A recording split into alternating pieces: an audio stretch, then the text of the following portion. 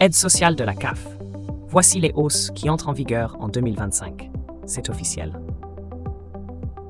En 2025, la Caisse d'allocation familiale, CAF, procédera à une revalorisation de ses aides sociales, reflétant la nécessité d'adapter le soutien financier aux réalités économiques actuelles.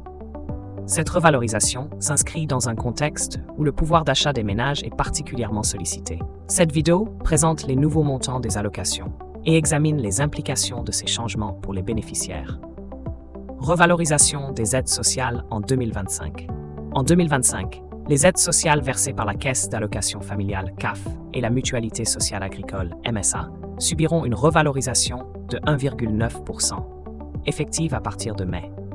Cette augmentation, bien que modeste comparée aux 4,9% de l'année précédente, vise à soutenir le pouvoir d'achat des bénéficiaires face à l'inflation persistante.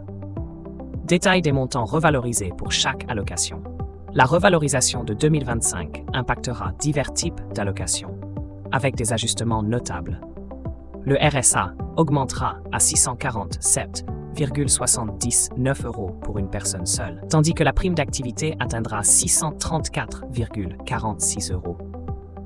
L'allocation aux adultes handicapés, AAH, sera portée à 1 035,53 €, offrant un soutien accru aux bénéficiaires.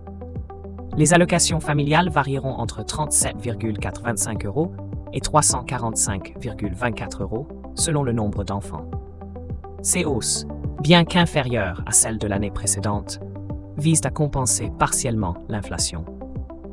Elles soulignent l'effort du gouvernement pour maintenir le pouvoir d'achat des foyers modestes tout en gérant les contraintes budgétaires nationales. Voici les montants des allocations familiales. En vigueur le 1er avril 2025 et versé dès mai.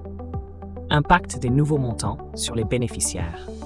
Les ajustements des aides sociales en 2025 auront un impact tangible sur le quotidien des bénéficiaires. Par exemple, une famille monoparentale avec 2 enfants pourrait voir ses allocations familiales augmenter légèrement, ce qui aiderait à couvrir des dépenses essentielles comme l'alimentation ou les fournitures scolaires.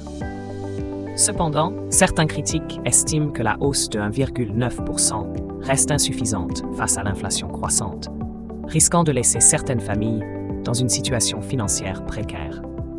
D'autres soulignent que ces revalorisations ne compensent pas entièrement la perte de pouvoir d'achat accumulée au fil des ans.